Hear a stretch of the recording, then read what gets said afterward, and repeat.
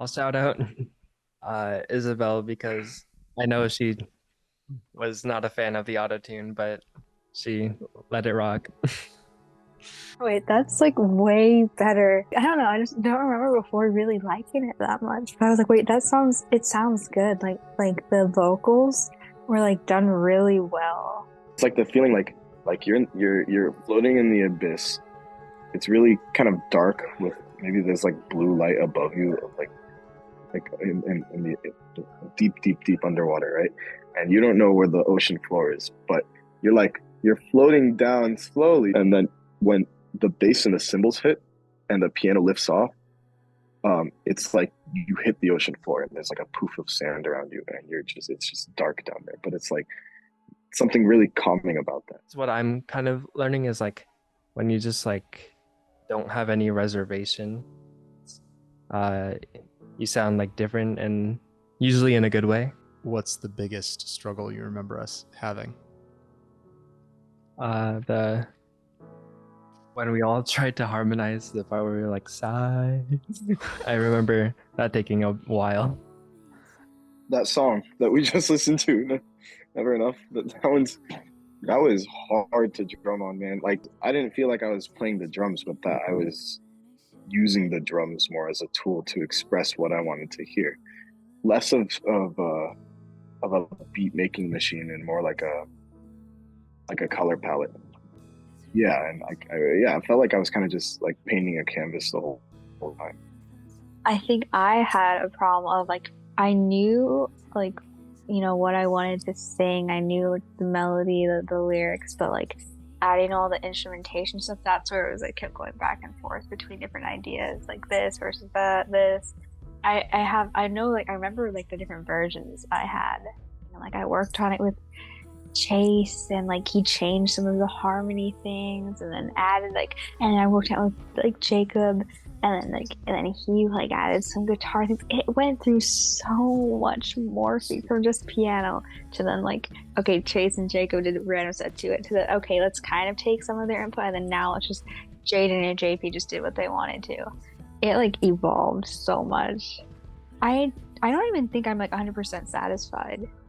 No, at the time I was like, how can I like just make something from start at zero and end with a song? It's super daunting of a task, I think, and being there for the entire process, seeing it from start to finish, definitely like puts more perspective on the idea of like creating something from nothing.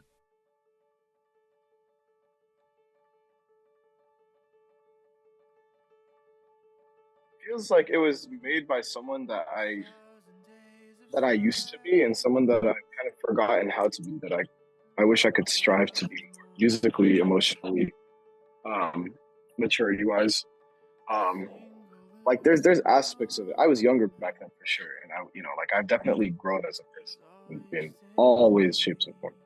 But there's there's like parts of who I was back when we recorded this that I don't know. I'm only now realizing that I haven't recognized in myself for years now. And I think the easiest way to describe listening to that is just like, has time really gone by that quickly? Like it was that long ago? This is a big thing because it felt like it wasn't that long ago at all. It's like listening to that. It's not just making me realize that I've changed a lot and that there's qualities back then that I may or may not have like grown out of a little bit. But listening to that is also kind of bringing back some of those qualities. It's like remembering who I was back then is bringing back some of the best parts about who I was back then. I think it's like a recharge on the personality.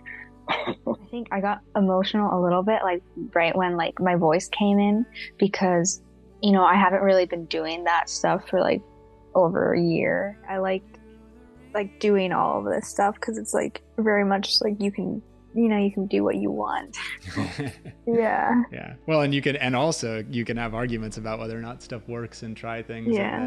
And it's like, it's crazy how it changes later on. You go like, wait a second, this was great. Like, I remember when we were working on this, again, you challenged us by making, like, especially like for my case specifically, he challenged me into making a piano part that would fit Isabel's vocal, and eventually that ended up being the challenge of not overtaking Isabel's vocals for better. And he challenged me to make a drum part that was like not really a beat, and more so like an art piece, right? But it made me like just sit there and really like deliberate, like, what am I gonna do right now? Like, what are all the different things I can do?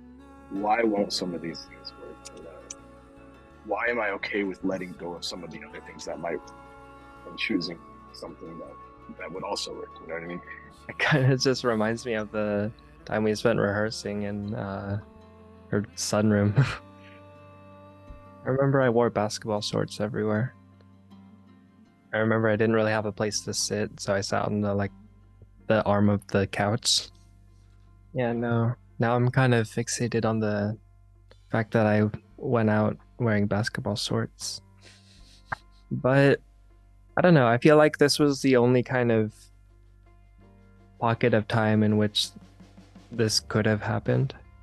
I'm appreciative that we did this, and like you helped us put this together, because it's nice to have it's nice to have things that are actually like, you know, recorded like this, that we can go back and listen to and like appreciate. I remember going like, what chords should we use? And then you just played some, and then we used them. That's it. And then we're like, all right, what do we write about? And then we chose something, and then we wrote, and then that's it. And then a lot of little steps later were there, but like the little steps had just as much of an impact as the big ones, I think.